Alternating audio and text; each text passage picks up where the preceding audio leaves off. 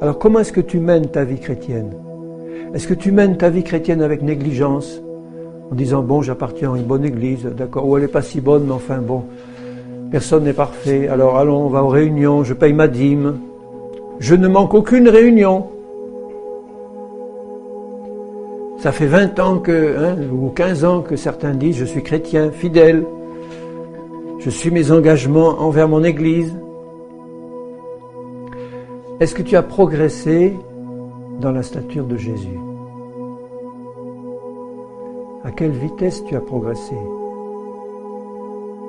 Est-ce que tu as soif de ton Dieu pour t'approcher de lui vraiment, pour qu'il change ton cœur, qu'il se révèle à toi, qu'il t'explique sa parole en esprit et en vérité, qu'il te fasse grandir en lui?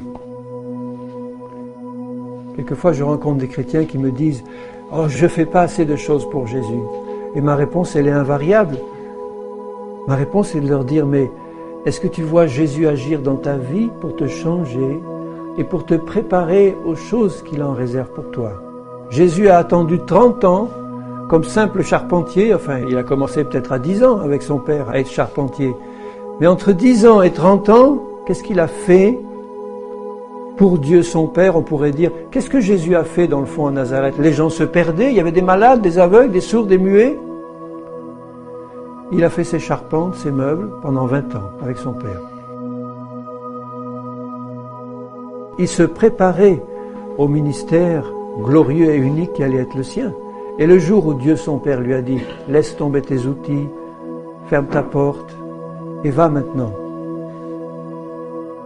Donc il faisait tout autant la volonté de Dieu en faisant ses charpentes qu'après quand il s'est lancé dans son ministère. Ce n'est pas une question d'intensité, c'est une question d'obéissance. Si Dieu te dit reste là parce que tu n'es pas encore prêt, parce que si tu commences à faire du travail pour moi, tu vas tout casser,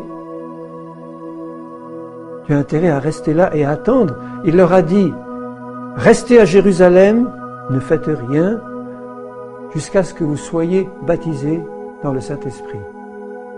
Si vous n'êtes pas baptisés dans le Saint-Esprit, vous allez mal faire mon travail et je ne veux pas. Je veux que vous attendiez.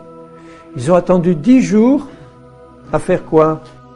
Évidemment, ils ont prié, ils se sont réunis, mais ils n'ont rien fait de spécial pour Dieu. Ils n'ont pas évangélisé, ils n'ont pas transformé les foules.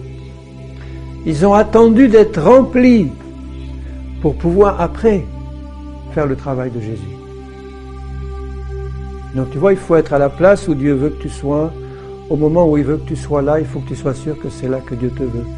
Avec dans le cœur le désir de voir Dieu faire des grandes choses.